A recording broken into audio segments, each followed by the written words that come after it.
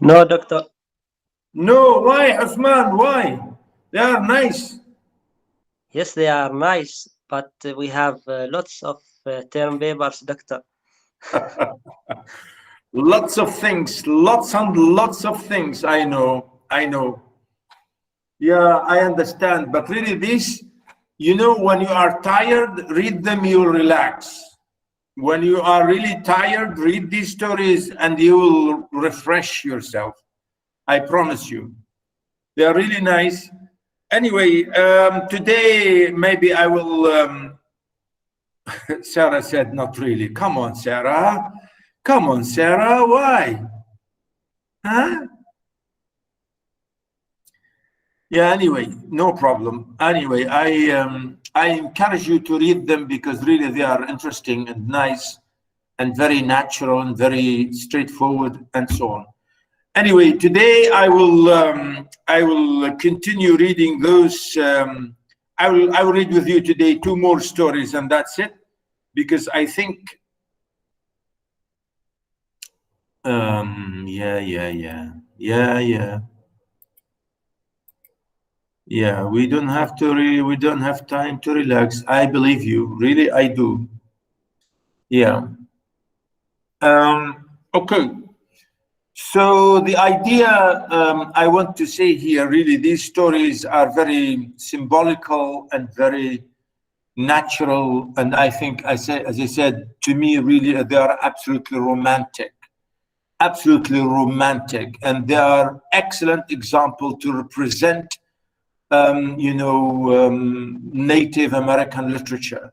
Native American literature is, as you can see, is characterized by those really good, serious questions of racism and the rejection of the racist attitudes taken against them. Throughout these years, they have been suffering, and they had suffered a lot and killed, as I said, it really exterminated, the word exterminated, completely exterminated. So, and as I said, they represent this question of politics, which is the rejection of that, and the reflection of reality. And at the same time, I say, this is a strong evidence, really very strong evidence, to support the Native American literature, which is to do with reality, with romanticism, with the natural thing and the innocence and the spontaneity, really, of literature. To me, as I said, all of these things, all of these elements, really, they all,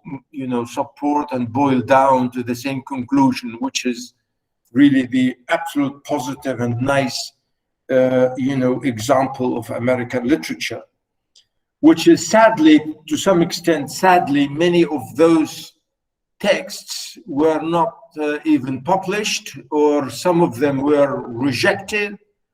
Many of them were neglected. And just recently, writers and publishers in America started to recognize them, and they say to include them in anthologies and so on, because this is what we say, the question of racial discrimination against the non-whites, generally the non-whites in America. Even as maybe this question of discrimination is still living till today, really till today. And I think this is still, to say the truth, really, this is still ugly to see that.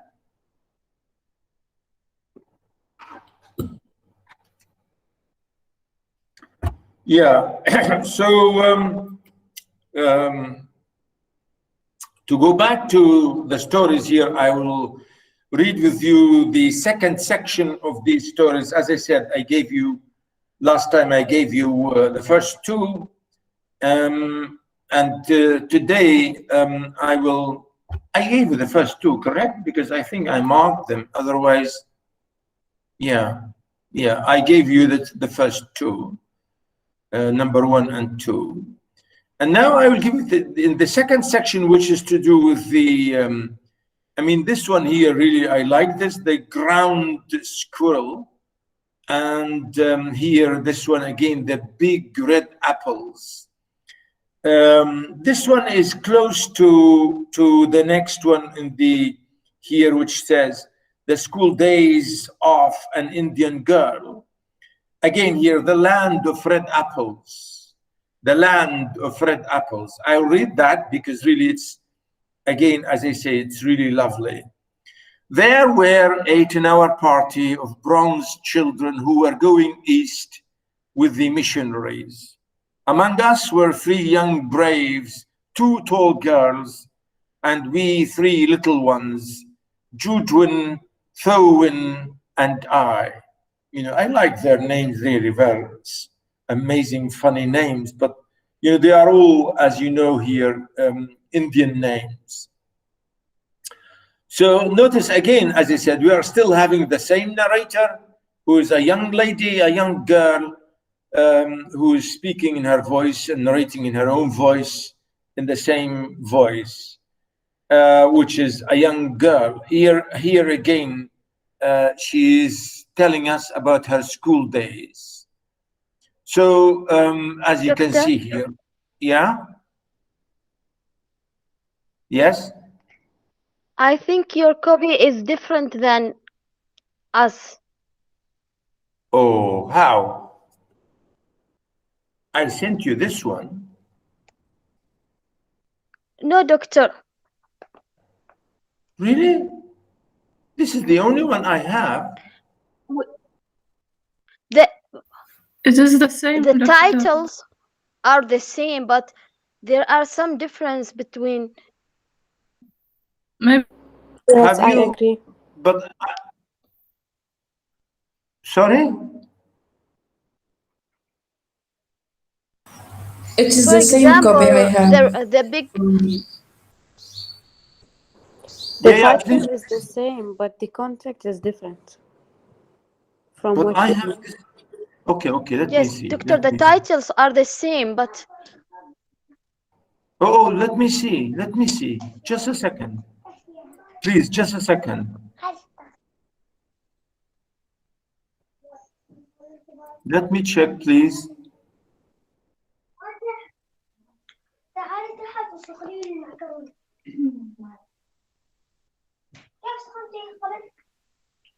Yeah, but this is the same.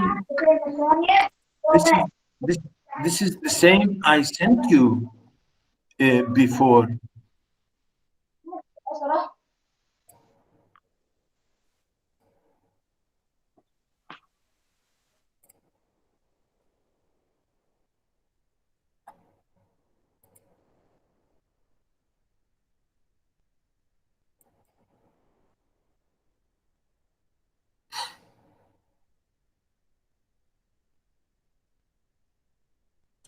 Okay, let me send you this now as an email, okay? Let me send you this now as an email, all right, girls?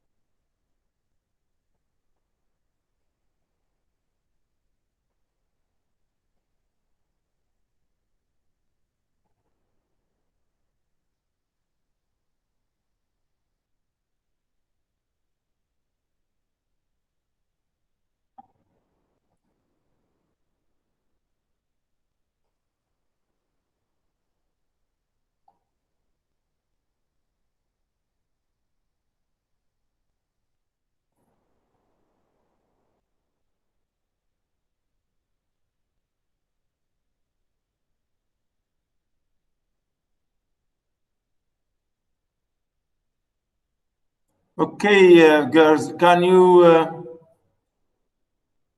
can you hear me again? Yes, doctor. No. Yes. Yeah, I sent you again this edition that I have now.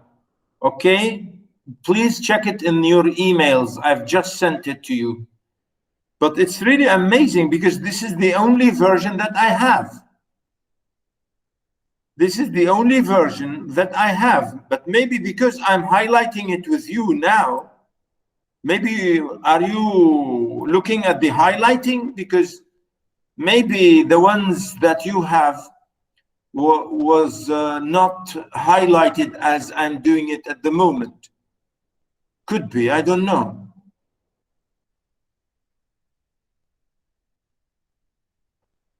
So let me start again and open the text and highlight it and show it to you.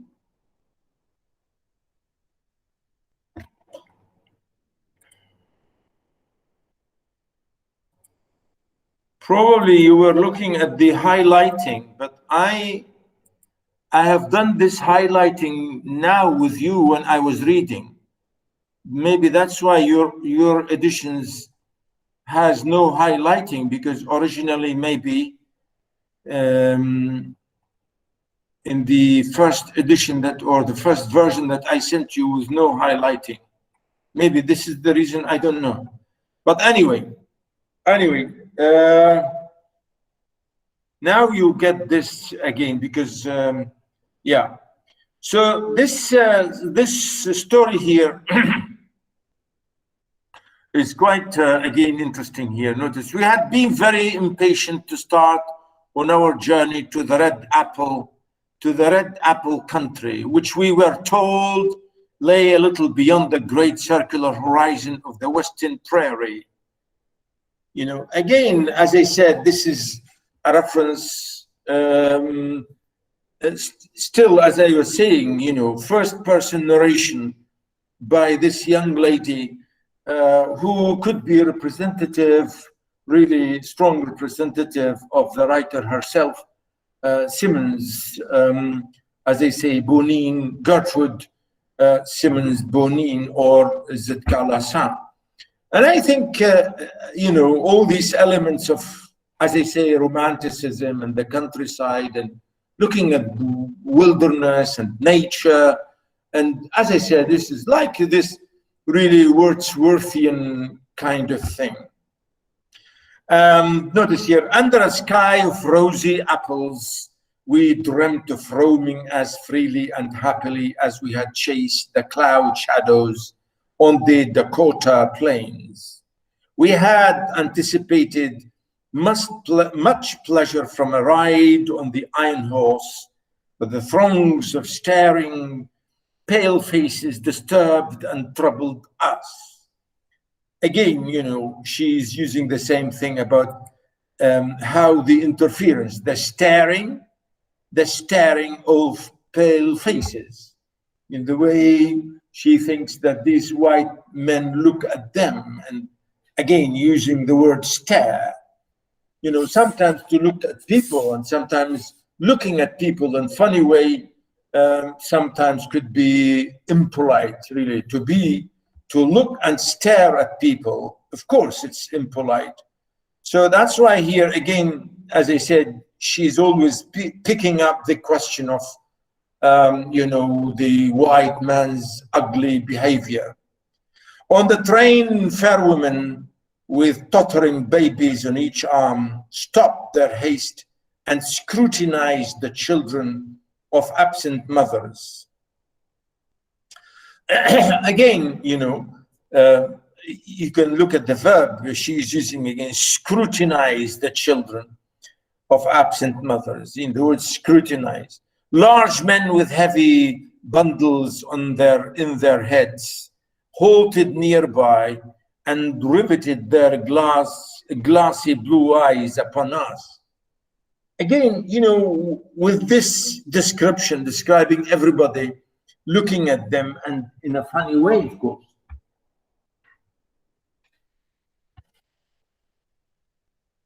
Yeah, by looking at that, about fair women, again, to mean really the white people still. Again, they say the glassy blue eyes, I think, and even the verb riveted. This is said here in a negative way because, she's not really admiring them, but just really attacking the way they were marginalized or looked at by the white people. I sank deep into the corner of my seat, for I resented being watched. This is the idea. I hate to be or to know that somebody is watching. Directly in front of me, children who were no larger than I hung themselves upon the backs of their seats with their bold white faces toward me.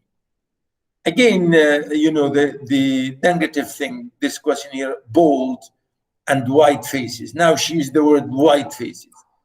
Again, all this, you can see here the contrast all the time, and you can see the politics about it. Sometimes they look like, sometimes they took their four fingers out of their mouth and pointed at my moccasins' feet.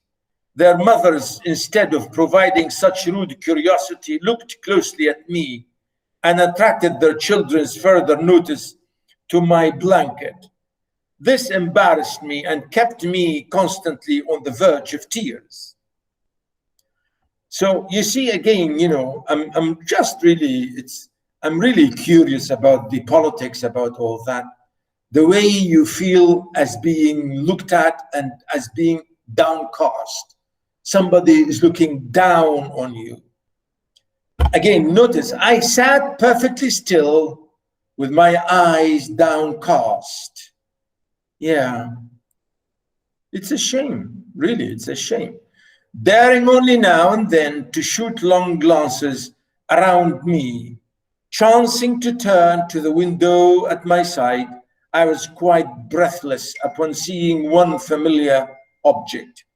It was the telegraph. Just a second, please. It was the telegraph, sorry. It was the telegraph pole which strode by at short paces. The idea, as I say, you can see here the really strong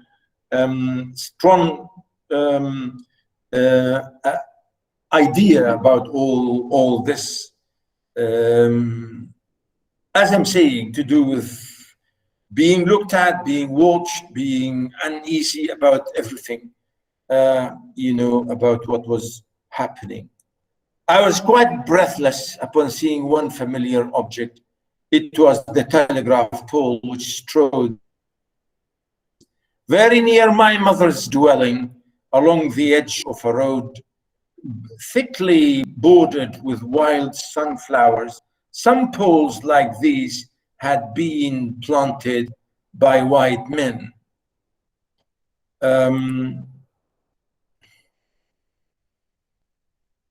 Sorry, just a minute, please. Sorry.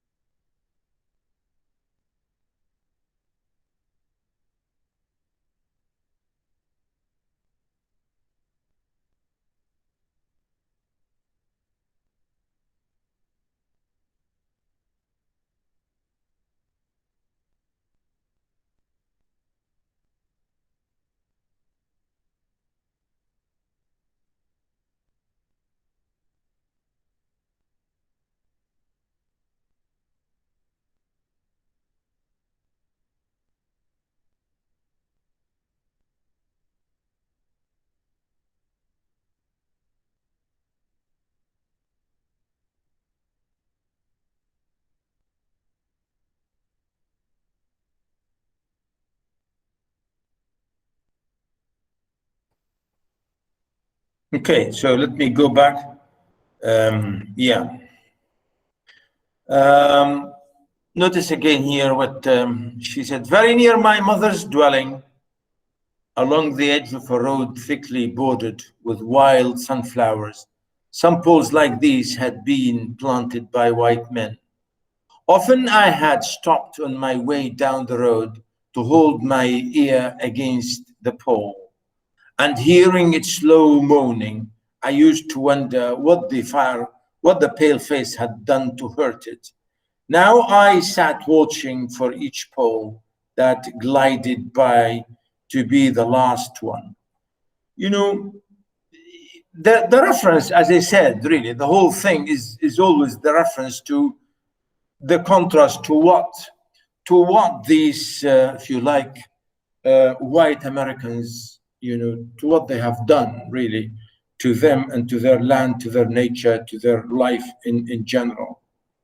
In this way, I had forgotten my uncomfortable surroundings when I heard one of my comrades call out my name. I saw the missionary standing very near, tossing candies and gums into our midst.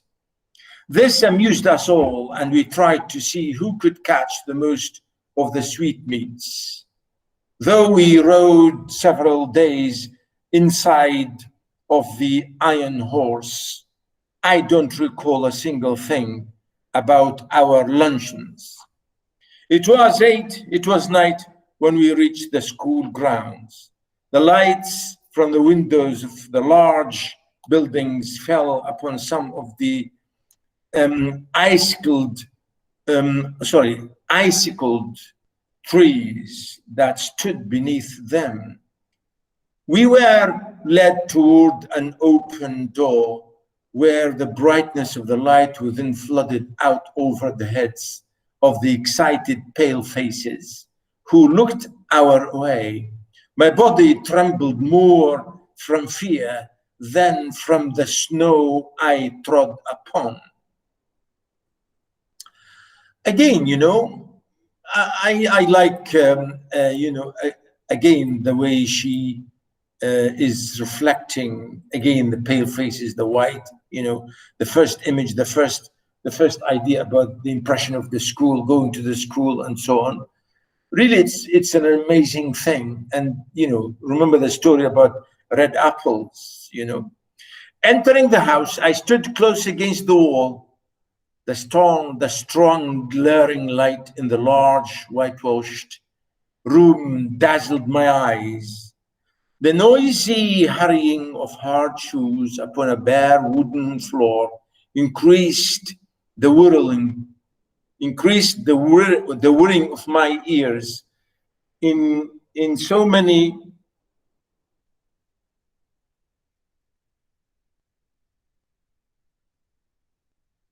ways. Notice here, the reflection really is so lovely, really here.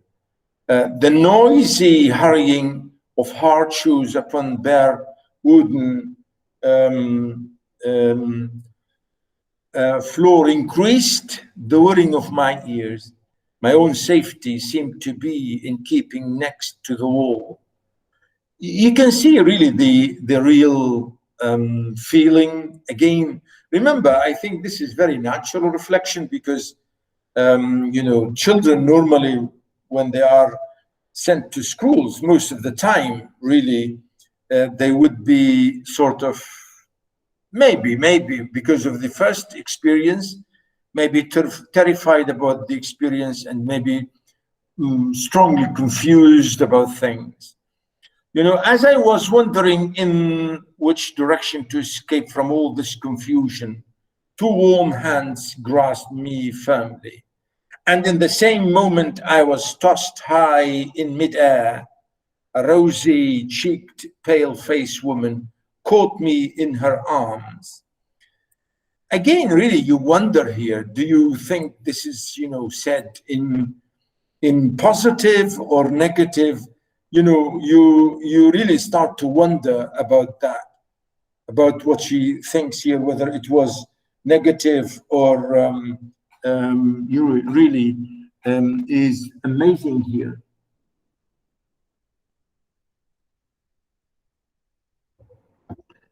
So the idea really, I was both frightened and insulted by such trifling, look at that here, say frightened and insulted. I stared into her eyes, wishing her to let me stand on my own feet. But she jumped me up and down with increasing enthusiasm. My mother had never made a plaything of her wee daughter. Remembering this, I began to cry aloud. Of course, maybe, as I said, honestly, at this moment, we can't say, or we don't really believe, or we don't think that this could be, if you like, a negative thing to say about it. But to her, as a young lady or as a young girl, maybe was not welcome, and of course, being done by a white woman. They misunderstood the cause of my tears and placed me at a white table loaded with food. There our party were united again.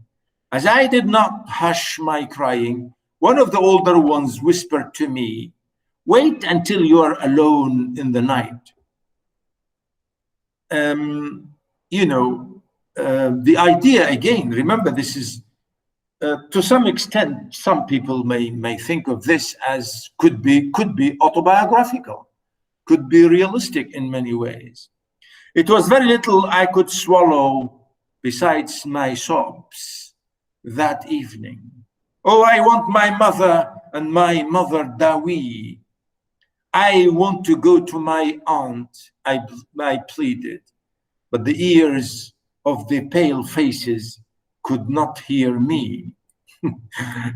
Again, you can see how unhappy really she was. From the table, we were taken along an upward incline of wooden boxes, which I learned afterward to call a stairway. At the top was a quiet hall, dimly lighted.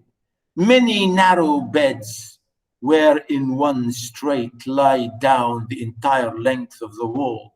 In them lay sleeping brown faces, which peeped just out of the coverings. I was tucked into bed with one of the tall girls because she talked to me in my mother tongue, and seemed to soothe me. I had arrived in the wonderful land of rosy skies, but I was not happy, as I had thought I should be. My long travel and the bewildering sights had exhausted me. I fell asleep, heaving sleep, deep, tired sobs. My tears were left to dry themselves in streaks, because neither my aunt nor my mother was near to wipe them away. Of course, the title, as you can see, really is symbolical when you say here about the question of red apples, the land of red apples. Where are the apples? You see, again, here, really the symbolism and the question of people feeling about going to school and the experience of the school and the reflection. Maybe the whole idea really is, as I said, is very symbolical. And I think it's really lovely here to say how the writer really here reflected the first day experience in school. And these schools, they are all run and done by white men and white people. So the whole thing, the whole journey is done by, to give these people education. And even she said missionaries. She used the word missionaries because at the beginning, she said, you know, going east with the missionaries. And this is the idea, you know, at the beginning of the story, you know, missionaries, as if to say, I think in a sense, how white men and white Americans generally say, we gave these people, the Red Indians, we gave them education, we gave them religion, we gave them civilization, we gave them blah, blah, blah, blah. But you see, to these Red Indians, to these natives, you know, of course, at the beginning, really, maybe many people rejected this. They don't want this.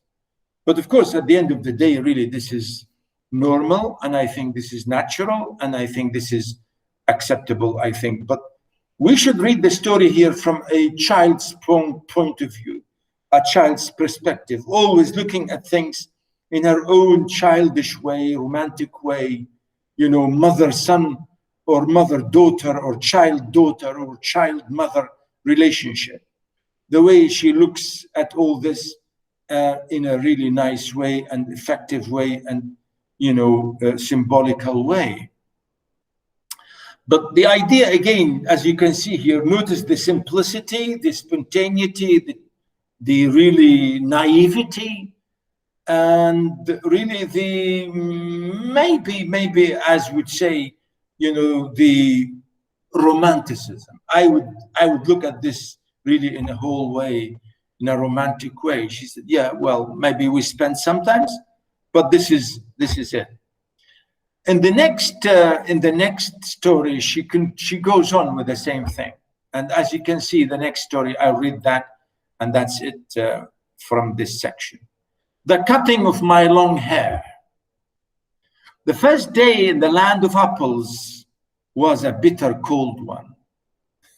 So we go back here to the red apples, you know, which means here really the school, the land of apples. She said, my first day was terrible because they cut my long hair. For the snow still covered the ground and the trees were bare. A large bell rang for breakfast, its loud metallic voice crashing through the belfry overhead and into our sensitive ears. The annoying clatter of shoes on bare floor gave us no peace. The constant clash of harsh noises with the undercurrent of many voices murmuring an unknown tongue made a bedlam within which I was securely tied. And though my spirit tore itself in struggling for its lost freedom, all was useless. Again, notice here, she always thinks that she's like being in prison. She wants to leave, you know. For her, yes, it's school. Yes, they are giving her good, maybe, opportunity to get education and so on and so forth. But to her, it was total imprisonment, the sense of imprisonment. Again, as I said, I read all this really from a child's perspective, and, you know, to look at what, you know, her experience in the school and how she sometimes or most of the times did not like it. A pale-faced woman with white hair came up near us. We were placed in a line of girls who were marching into a dining room. These were Indian girls in stiff shoes and closely clinging dresses. You know, this is it again, the question of classification. You know, we were all red Indian girls. We were Indian girls. Again, notice stiff shoes. We were not comfortable. We were not happy. Again, clinging dresses. The small girls wore sleeved aprons and shingled hair. Again, look at the lovely description, really. As I walked noiselessly in my soft moccasins, I felt like sinking to the floor, for my blanket had been stripped from my shoulders. I looked hard at the Indian girls, who seemed not to care that they were even more immodestly dressed than I in their tightly fitting clothes. While we marched in, the boys entered at an opposite door. I watched for the three young braves who came in our party. I spied them in the rear ranks, looking as uncomfortable as I felt. A small bell was tapped, and each of the pupils drew a chair from under the table. Supposing this act meant they were to be seated, I pulled out mine and at once slipped into it from one side. But when I turned my head, I saw that I was the only one seated, and all the rest at our table remained standing. Just as I began to rise, looking shyly around to see how chairs were to be used, a second bell was sounded. All were seated at last, and I had to crawl back into my chair again. I heard a man's voice at one end of the hall, and I looked around to see him. But all the others hung their heads over their plates. As I glanced at the long chain of tables, I caught the eyes of a pale-faced woman upon me. Immediately, I dropped my eyes, wondering why I was so keenly watched by the strange woman. Again, you can see here, her feeling that she was always watched, and she's really always maybe feeling imprisoned. The man ceased his mutterings, and then a third bell was tapped. Everyone picked up his knife and fork and began eating. I began crying instead. Oh, what a shame. For by this time, I was afraid to venture anything more. You see, so this is what I mean here about her feelings, that she was never really happy. But this eating by formula was not the hardest trial in that first day. Late in the morning, my friend Gertrude gave me a terrible warning. Gertrude knew a few words of English, but she had overheard the pale-faced woman talk about cutting our long, heavy hair. Our mothers had taught us that only unskilled warriors who were captured had their hair shingled by the enemy. Among our people, short hair was worn by mourners and shingled hair by cowards. Wow, look at that. So really look at the association. If you get your hair cut, means you are a coward. You are a prisoner, And this is the idea. Only unskilled warriors will be captured, and then they will have their hair cut by the enemy. Therefore, you are weak.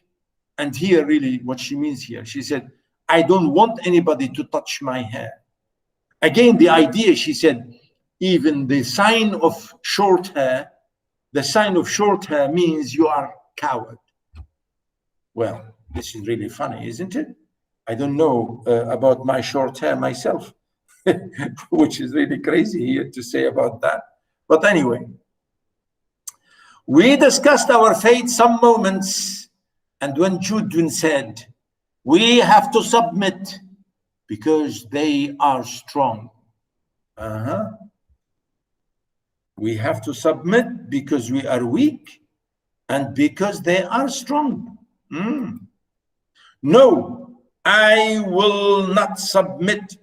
I will struggle first, I answered. Yes, you should never give in. You must try first. You must struggle first. And really, this is the story here. This is really the meaning. I watched my chance, and when no one noticed, I disappeared. See, she ran away. She wanted to hide, and she does not want to have her hair cut.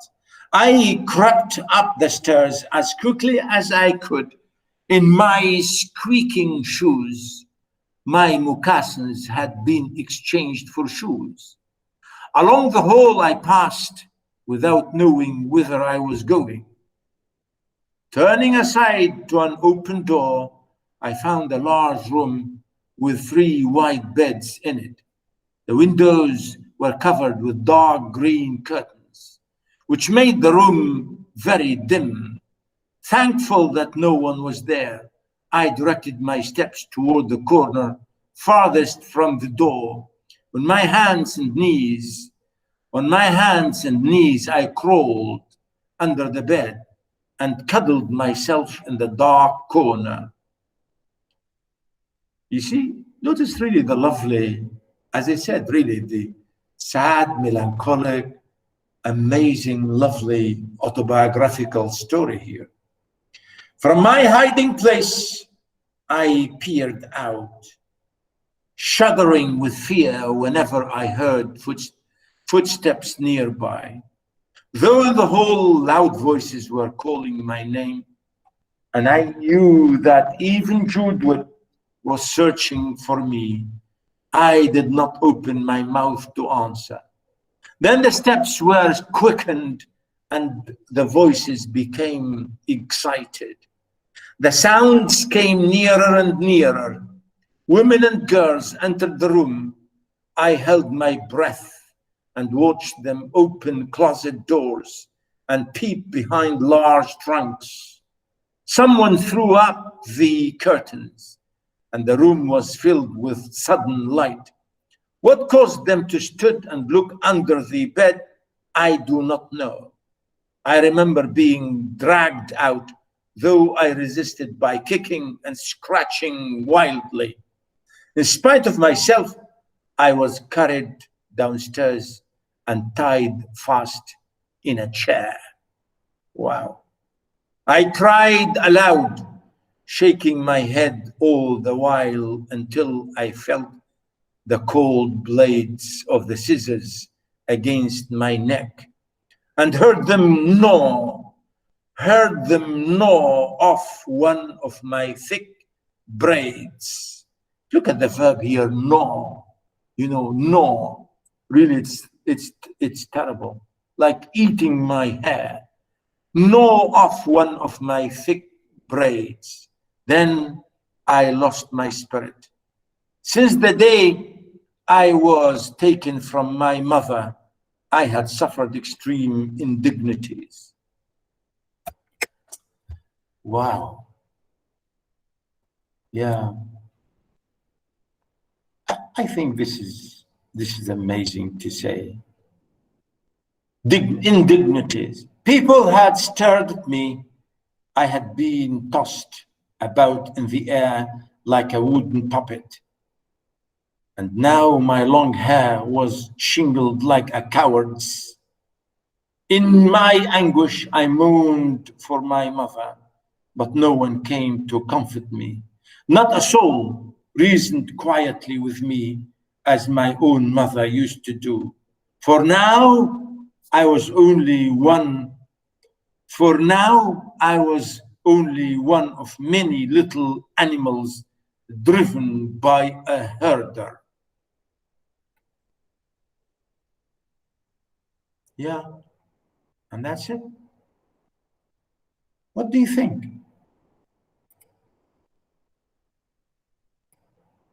What do you think?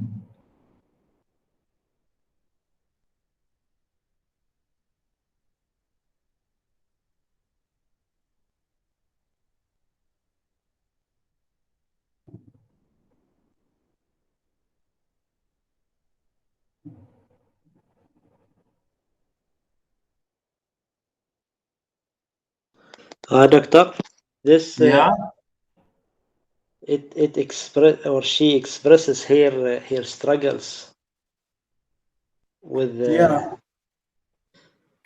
So have you noticed what I said really here? I was saying to you earlier on, I was really saying, and I still feel that this is really lovely piece of literature. absolutely lovely piece of literature, but it's at the same time, as you can see, it's really very political, and we understand why. We understand why, because looking at the question here from being a child here is feeling being imprisoned and, you know, nearly taken by force in so many ways. We can say, well, it's a child's view. We understand how this, and children will resist doing this. You can say, well, they were doing it for their own favor. They were teaching them, and, you know, they are kids, they don't know, they are children, they don't know, they don't appreciate, because it's education. And, you know, when you have a long hair, maybe at that time in schooling, you know, kids need to have short hair because of certain reasons. Of course, we understand that. We understand that, because people always in situations like this, things are done for the favor or in favor or for the interest or in the interest of the kids and the students and the pupils or whatever. But you see, the way this young lady is narrating her story is she's, you know, shedding all lights about being taken, being imprisoned, being looked at, being watched, being unhappy, being, you know, classified, being marginalized, being hated, blah, blah, blah, blah, blah. And we understand her perspective. We understand her perspective. And we can explain it, as I said, because it's in terms of politics, yes, because that's what the white person, white Yankees, white Americans, white Europeans who came to America and they killed all these, you know, native people. Yeah, we understand that. We really understand that. And we think this is true, absolutely true. Because as I told you before, and I repeat that, and Americans should be ashamed of themselves. Really, white men in America, till today, they should be ashamed of themselves because they have killed millions and millions of Red Indians. They must be ashamed. They should be ashamed forever because they did a terrible crime against their own neighbors. Let's say just neighbors. I mean, they were not even neighbors. You know, they came and took their land, took everything from them by force, by fire, you know. So here we understand this. As I said to you before, really, all this Red Indian story, all these stories have two main big themes, really. As I said, the romanticism and the beauty and nature, everything. The invoking of all natural elements, and I love this. I like these stories because of that. I respect them because of that. The beauty of the language, the images, the lovely images, the romanticism, the water, the reference to plants and flowers and trees and mountains, animals, squirrels, everything. Lovely, absolutely lovely in a Wordsworthian world. It's like reflecting Wordsworth and Coleridge in England. It's a lovely, absolutely lovely way of looking at life. You know, spontaneous, natural, you know, powerful, emotional thing. And the second line of argument throughout these stories is politics. Really politics, which is, as I said, the racial segregation. Because all these stories, the bottom line of all these stories, the message is very political, very ideological. These people hate the pale face, hate the white man, what they did against them. And we understand that. And I fully understand this, and I fully support what they say because they have suffered and they have all the excuses to say this. No way, no way.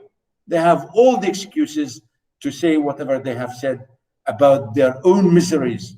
Remember, as I said, originally, honestly, they wanted to totally exterminate people. And to be honest, that's the real politics, you know. And I've heard this, I told you before, Noam Chomsky said that really in a video, because he said that exactly. Noam Chomsky, the great professor at Harvard University, who is still alive today, and I told you last time, he is the most popular man on earth today. He's most popular than anybody. No one is as famous as a professor or as a man who is quoted like Noam Chomsky today. No one. Okay? And really he said it. Even he said it in reference to Israel and what they did and so on. And that's it. You know, that's it. So these stories, you know, here, I want you to understand them from these two perspectives. You know, the very strong romanticism, and yet at the same time, the very strong, you know, politicism, if you like, or I said racism and racial segregation and rejection and marginalization and so on. These people rejected what, you know, really done against them. Okay? Okay, Doctor, yeah? it comes in my mind that the difference between the wars of in America and what happens with the Indians and the wars between the Muslims, our Prophet Muhammad, and the ones who were against Islam. Do you know that, Doctor? The Prophet Muhammad told all the fighters, do not kill a girl, do not kill a child, do not kill an old man or a sick man, do not cut a tree. On the other hand, Doctor, see what the white men did with those Indians. They killed millions, Yeah, yeah, of and course. and they do not take care any by anything there. And the last sentence, Doctor, see the last sentence of the stories. She is considered as one of the animals. Exactly. Notice, one of many little animals driven by a herder. Look at the word herder. Herder, the white man who drives the animals in front of him, you know, herder, you know, reference to the person who, yeah, absolutely. Yeah, Uthman, thank you very much for the comment. Yeah, I agree with you totally. Yes. You see, so that's why I'm saying to you, really, I'm saying to you, this whole thing here is very important to understand really the value of this literature. The value of this literature. It's very valuable because it tells us a lot about the reality of things, really. So yeah, thank you very much, Osman, for the comment. And if you really here again, if you have any question, I would be happy to answer this. So this would be enough to give you an example of Red Indian Native American example. And I think, you know, I have really so many other examples in reality, but, you know, I really did not want to give you more in the texts because I thought this would be more than enough for you. So yeah, the idea in the other examples of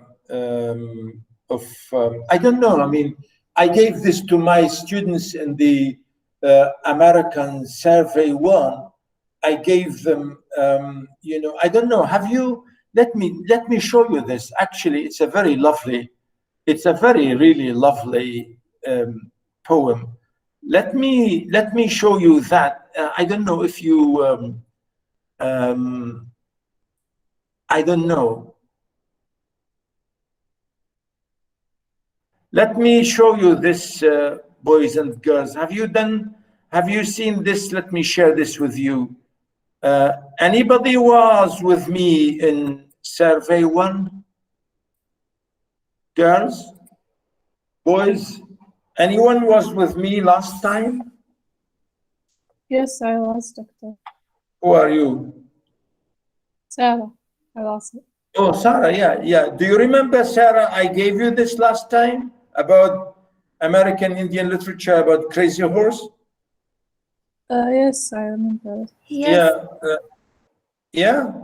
Warrior, the status. Yeah, very good. Yeah, and I really wanted to. I don't know the other guys, the other people. Do you have this as? Have you been, you know, told about that? Anybody? I mean, your Dr. Suzanne. I don't know if she gave you something like that. Did she? Girls, boys. I'm sharing this with you now. Can you see it? And this is the one I really I emphasized last time to my class in survey 1. And here, this is, you know, the margins where we live. Okay, I think I'll give this to Uthman. Doctor? Have you seen this before? No, this is the first time, Doctor. Yeah, you did survey 1? Of course I did it, Doctor. How I study survey 2 without studying Because survey 1? you came, maybe you have done something extra important, so they would allow you to come to my class because you're a nice man. You're a nice man. No, Doctor. I know, did. I'm joking. I know, I'm joking. Yeah, look at this. Let me give you this as an extra stuff. This is, don't worry, I'm not going to ask you about this in the exam. But look at this lovely poem here by Simon J. Ortiz. And he said, the margins where we live. And this is a real lovely, really 20th century poet. I think he's still alive. He is still alive. And he's, you know, he was born 1941. And look at the poem, what he says here. The margins where we live. Overnight, the air froze, crystallized. Now a thin breath lies on the prairie hills. Light becomes certain in cold, not glazing, not luminous, only captured and stilled. The margins of reality, the margin of reality is the margin of illusion. In that margin between the prairie and us lies space, vastness that confirms existence. It is the fair, it is the air frozen, and it's our awareness. Nothing more, nothing less, confirms our belief. The road will be deadly, and we will take icy skill to drive on. We will have safe passage. The margins will always be the space where we live.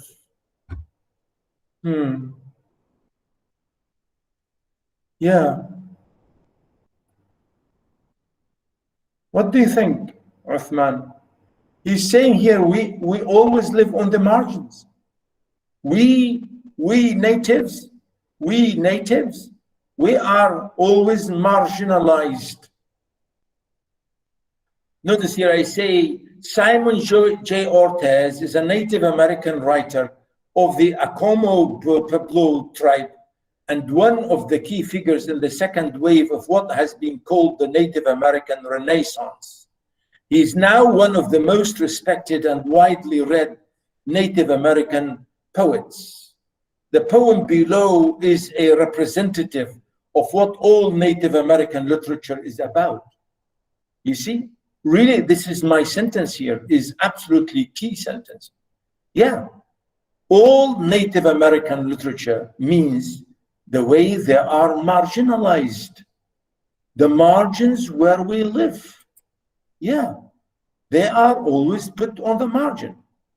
And look at the romanticism again. Overnight, the air froze, crystallized. Look at the language again. Notice this is modern poetry. No rhyme, no meter, nothing. It's lovely poetry because of the meanings. Now a thin breeze on the prairie hills. Light becomes certain in cold, not glazing, not luminous, only captured and stilled. And look how he's playing with the light and the colors and the snow and the hills and the prairie and, you know, the glazing. You know, these are all lovely, really amazing images. The margin of reality is the margin of illusion. Our reality is not reality. We are kept in illusory. We are never recognized. We are illusory people. We are shadows. We are, if you like, really always felt like being ghosts. We are not recognized. Our reality, he said, notice, the margin of reality is the margin of illusion. Notice here when he said is the margin of illusion. I love this. So he said, no way we try, no way we learn, no way we are, whatever we do, we will be kept as illusory people, as nothing, as ghosts, as marginalized, not recognized, not acceptable, not accepted in society. In that margin between the prairie and us lies space. Notice again, prairie really means, even in Arabic we say the same word, we say al-barari, al-barari, al-barriya, al-barr. In that margin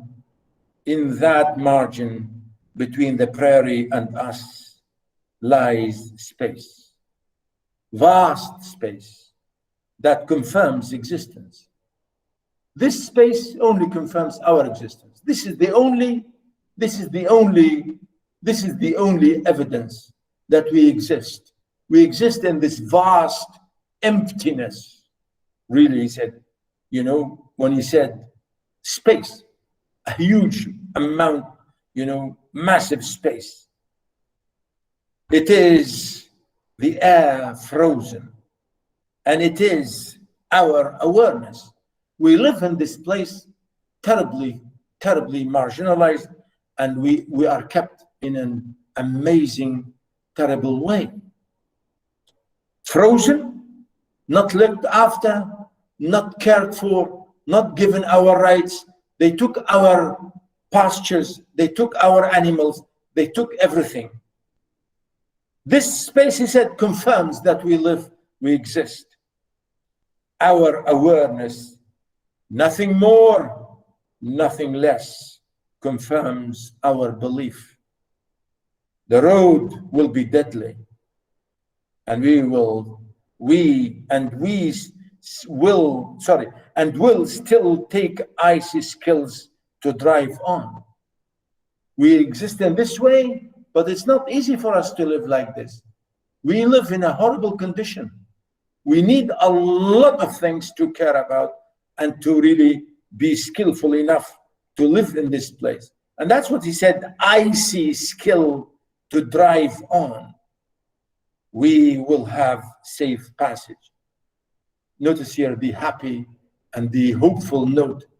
Yet we will survive. We will survive. We will go on. We will live. We will survive. We will have a safe passage.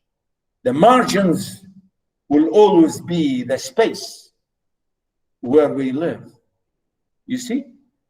Now, really, this is, I'm sorry, this reminds me of that from last term. I gave it to my students because I thought this was absolutely, important to refer to this idea. What do you think of this poem? What do you think?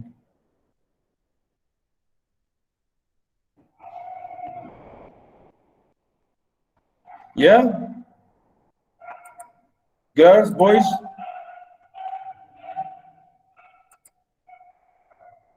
Hello? It shows, Doctor, it shows how they will. Yeah, absolutely. I mean, you can see here, they can see really, as I say, because I'm telling you, most of the American really red Indian narratives everywhere, poetry, even in that story here, I don't have time to read that, but I gave it to my